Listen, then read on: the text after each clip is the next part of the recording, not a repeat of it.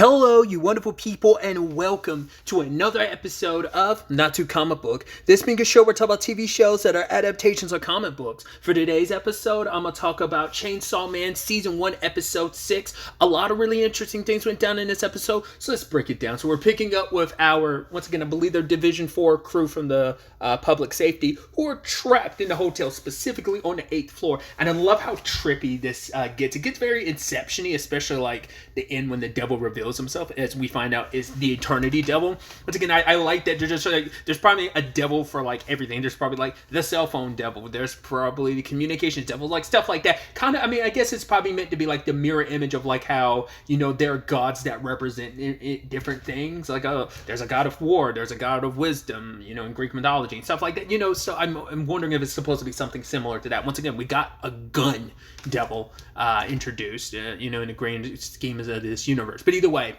I love that it's like, all right, so every time they test it out, it's like, right, we end up back on the 8th floor.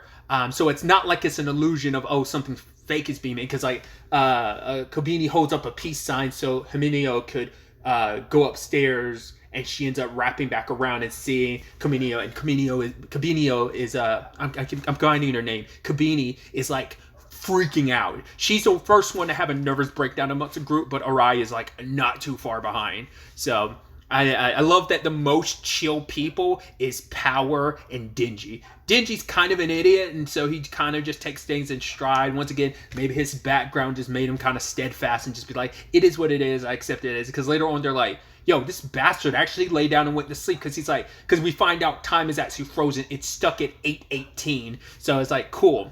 Which I love little things like that where it's like, oh, because it's stuck at 8:18, technically we're stuck in this infinite loop of this very like specific point in time. Like I even loved like the seconds clock, like hand of the clock just keeps going back because it's stuck on 8:18.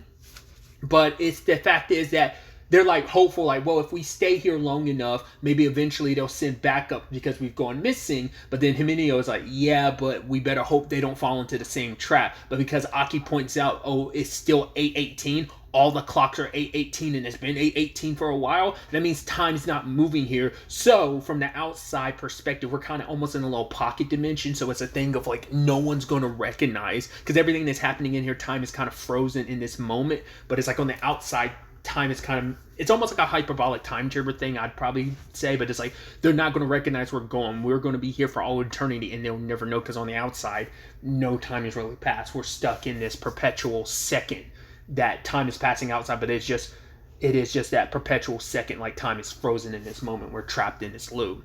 Because I love that, like, even when Aki went into the like hotel rooms, it's like, well, there are windows, but those windows don't lead outside. They lead into another room. You go through that room, and those rooms just lead. That room leads to the other side of the hallway. So you're just like, dude, it's so trippy. And now it's like, cool. What do? We've got to, you know, make sure we gather up our food supplies. All the food they can find is what was left specifically on the 8th floor by any residents before they exited the place. So it's not like they have the entire hotel to check. They only have the 8th floor to check. Kyle was thinking at the time, I was like, is that really all the food you found? I was like, yes, it's all the food they found on the 8th floor, because that's all they could get. Because I was thinking to myself, like, they're trapped in the hotel. I was like, they are, but they're trapped on the 8th floor. I like didn't think that through when I was watching it, thinking that was all the food they could come up with. But like I said, everyone's kind of panicking. Especially Kobeni, because it turns out she didn't want to become a devil hunter. Her, what's it, like a sister or something, is going to go to college, and she's the gifted ones, and they want to make sure trying to make sure there's money for her sibling to go to college. They force her to get a job, and her job options were either become a devil hunter or a sex worker. And you're like, Jesus Christ, that's not much of a choice. That's effed up that your parents would do that. And that's kind of sad that she's in that position in her family where it's just like she's seen as less than. It's kind of like you only serve to exist to make your siblings' life better. Because she even was bawling out, crying, being like, I want to go to college. And then all you have is Power laughing at her, specifically at her face. Like, oh my God, you should see her face. I was like, that is sick and twisted. And Arai's like, don't do that, don't laugh. And Himeneo's like, hey, you can't be afraid. The devil's feed off of that fear, so you got to be brave. And like I said, then you have Denji be like, oh, this is a perfect opportunity to catch up on some sleep, and he legitimately falls asleep, and everyone's shocked that he does, and eventually he gets woken up. But Aki's walking around the place trying to figure out some means of getting out. Kobeni was apparently about to drink toilet water, so Himeneo had to knock her. I think I keep saying Kobenio. It's Kobeni. I don't know why I keep like almost combining her and Himeneo's name, but Himeneo had to knock her out, and then Arai is now having the nervous breakdown. So, like I said, the only well-adjusted ones are Power, which Power's not well adjusted at all, but her unhingedness is actually benefiting her in this situation. She's up there talking about, oh, she's going to win a Nobel Peace Prize, and then she's like, I'm going to become prime minister here, and that's how I'm going to be at the top of the human. That's how I'm going to create true suffering for humans, is by getting at the top of the government by becoming the prime minister, and then I'm going to raise the sale tax by like 100%. It's just like, that's so like very specifically diabolically evil, which is so interesting. It's like, that's funny that like, you know, I'm sure some people could argue like, oh, there's certain people who get in, you know, positions like that but no one would ever admit like, oh, I'm put myself in a powerful position just so I could commit evil. You know, once again, she is a fiend / devil. So we also learn about Himeneo and the cigarettes, as well as Aki. Aki did not smoke cigarettes initially, but, you know, it's a habit Himeneo had, and she's like, right, you should smoke, because it's like, it's how you build friendships and stuff like that. And we find out that, because Himeneo immediately knew, like, right, you're going after the gun devil, aren't you? Because public safety are the only ones who are allowed to keep pieces of the gun devil to be able to track down the gun devil. So she knew immediately, like, everyone's got their motivations for all of this. And we also learn that she has to suffer the ramifications of, like, being punished by those who were important to the partners that she lost. So, for example, she gets slapped by the girlfriend of one of her partners. But I'm like, you shouldn't hold her responsible for that, because it's like, you sign up for this gig, you know what it is. But it's just a thing of, hey, you can't. She even says it herself. They're mad at the devils, but it's nothing they can do about it. It's easier just to take it out on me, because I'm someone they can take their frustrations out on. But Aki didn't appreciate that, so he stuck gum to the back of her, being like, yeah, she's going to walk around all day not knowing there's gum on the back of her. And, you know, Aki appreciated it, because she never saw someone like... Because I think for her, she probably thought Aki didn't care. It's like, right, we're partners. But, like, knowing that it is a small gesture representing the fact that Aki's got your back, because he's like, I didn't like it, so I got revenge for you. You know, and Himeneo couldn't help but laugh, and eventually she got him addicted to cigarettes. Like, it kind of became their thing, and he was like, right, this one I'll try for you, because she's like, go ahead and do it, try it, just do one. She's like, we're going to be partners for a while, so you might as well. So he does. He's like, this will be the first and last one, and a hard cut to present, like the nice transitional cut to him present day, being like, yo, Himeneo, do you have another cigarette? And she's like, nope, this is the last one. He's like, all right, kind of hand that over. You know, so it's their stress reliever, obviously. And that's her way of dealing with things, is smoking on the cigarette, so. But either way, we find out the devil they killed last episode is not actually dead. I'm curious, I was about to say, I'm curious how that whole thing works, because the Eternity Devil says this whole place, like the 8th floor in particular, is its domain. It's like, you're inside my stomach. This is me. Like, you can't, like, even if you slash and destroy bits and pieces of this body, it won't do anything, because as long as my heart's still intact, you can't actually kill me, and you'll never find my heart. So I'm curious if it's a thing of, like, maybe by Power killing that thing last episode, it set everything in motion, because it's like, once you kill it, you basically falling into its trap. It might even be kind of like Aizen's Bankai, which I always use this reference. I actually don't remember what Aizen's Bankai actually is, but the whole thing is, spoilers, Ichigo's the only one who's supposed to be able to beat Aizen, because Ichigo's the only person who's never seen Aizen's Bankai, because the moment you see it, you can never defeat him. So it's kind of that, I wonder if it's that kind of deal of, like, the moment you lock eyes with this devil, you're immediately in its kind of, I guess, genjutsu. It's almost like a Tsukiyomi type of situation, I'd assume, but, you know, it kind of inadvertently, like, gobbles you into its, like, pocket dimension, and it's forever expanding, because, like, the more you attack it, the more it expands through the hallway. So there's only so much place you can go. You can try running downstairs, but you would end up right back on the 8th floor, so not much room for debate on where to go. But the devil does say, like, yo, if you give me Denji and kill him and feed him to me, I'll let you go. And I thought it was interesting that it's pointed out Denji, and even says later on, I'll be the one that kills the chainsaw. And I'm like, was Pochita, like, a lot more of a rare case amongst devils or something? Like, why are the other devil? Like, why is this devil in particular care so much about the Chainsaw Devil? Has he gotten a reputation for doing what he's done, killing Bat and?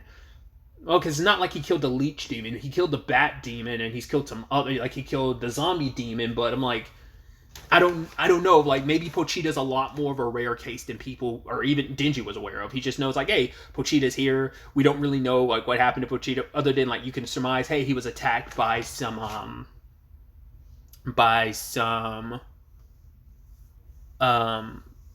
devil hunters and was wounded. But we don't know nothing about Pochita's past, so I'm wondering if this is going to have some correlation to that. The reason why the Eternity Devil is scared of the chainsaws for whatever reason. But yeah, they Kobeni wants to kill Denji. It's like, go ahead, like, let yourself die, and then you'll be sacrificed to this thing, because it's like, which even, what was it, Denji's kind of like, yeah, but there's no guarantee this thing will let us out. But Himenio's like, no, like, the contracts formed by devils are very, like, ironclad, and it's like, there has to be an equivalent, like, not equivalent exchange, but it's like, whatever price is paid, they have to, on their end, do their part. It's like, it is, like, obligated. It's like, I don't know what would happen if you tried to break a contract with the devil, what, like, repercussions there would be. But Himenio is like, no, it would probably let us go. But Aki brings out the point of, the thing obviously wants you dead, but if it wants you dead so much, like, that means extra reason to keep you alive, because we're not going to give this thing what it wants. But it's not just Kobeni, it's also Arai, who wants Denji dead. Even Power's like, hey, you're getting in the way of my Nobel Prize, so you kind of need to die, bro. And it's like, hey, do you want to play wrestling? And he's like, no, you're just going to use that as an excuse to try and kill me. I thought it was interesting, too, to find out the limitations on Aki's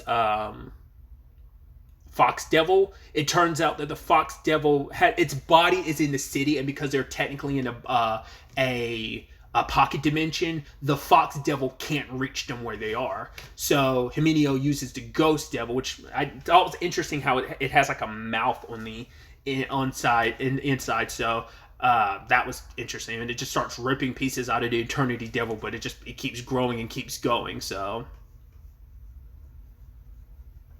you have Power literally eating all the food, and then trying to say, like, no, it wasn't meat, it was Denji. And Arai's like, that's a terrible excuse. Kobeni's like, oh my god, it's because of the Power Devil. You're the reason why. It's your power that's keeping us here. And it's like, calm down, Kobeni. And she's like, oh my god, Arai, you're with the devil, aren't you? You're a devil sympathizer, so get out of my way. And it's just like, Jesus. She like, Arai's going through it too, but she's the one that cracked the most, which is so sad. And it becomes a situation of, you have Aki wanting to use his sword, which I did not know using his sword would be a big deal. But Himenio tells later on, the more, the price for using his sword, because we see him having it drawn in the opening. I didn't think it was that big of a deal, but I guess it makes sense. He has not used it up to this point in time, but it's like every time he uses it, I wonder, is it just using it, or like, could he unsheath it and not use it? Like, I wonder, is like if he like uses it like a regular sword and slashes, like, does that count, or does he have to draw on a power to use it? I wonder what the sword does. There's going to obviously be a story point where he has to use it, but it takes years off of his life, and Himenio doesn't want to lose another partner. She's grown very attached to Aki, that she doesn't want to lose him. Like, he's become someone very near and dear to her. And, you know, once again, you've gone through, like, he's like her 6th or 7th partner. So it's like, you've gone through that a couple times. You never want to go through it again. You've seen enough death. And Himenio has kind of kept a pretty even, like, calm kilter about herself, but like, this is the episode where you see that mask slipping a little bit. She kind of has that smile on her face, like, Denji, I guess you're just gonna have to die. But then later on, when like Aki got hurt, she's like about to have a breakdown. She's like, Aki, you know. So it's like, she does care deeply about him. Once again, how much that says about what Aki means to her in that regard, or is it just more so like, hey, I've been through so much pain, I don't want to go through it again? They don't have to necessarily, those 2 points don't have to necessarily be mutually exclusive. But yeah, Aki's trying to stop the others from trying to hurt Denji and feeding him to the Eternity Devil, but Himenio stops him from drawing his sword with her ghost devil. And Kabini, Arai holds Denji down, and Kabini tries to stab him, but Aki breaks free and gets in the way. And she's trying to say, like, no, it wasn't my fault, my fault. But I think there's also the element of Himenio wasn't expecting, because right, he made it clear he's not trying to make friends with devils, so he's kind of surprised that Aki would go above and beyond to protect someone like Denji. But even he's like, yeah, the guy's not worth a shed. He's worth getting. He should get stabbed twice, but it's like he wants to go after the gun devil too. Whatever his reasons may be, I'm going to need as much help as possible. As powerful as the gun devil is, I'm going to need a lot of help to take that thing down, and I'm not going to let him be sacrificed just for this, you know? So even if he has to draw his sword, he'll do it if it means getting him out of here. And even Himenio's like, it will be the way out of here, because it'll be a surefire way to probably kill this thing, but in that moment, it's just like what pisses Denji off. It's like, fine, this thing obviously fears my chainsaws. That's why he's trying to get you guys to kill me instead of actually killing me itself. So he's like, fine, I don't want to owe you anything, Aki. I can't believe you did that for me. So fine, once we're done and out of here, we're even Stevens. But he also tells Himenio, I'm going to want that kiss, though. So you're still going to owe me that, so...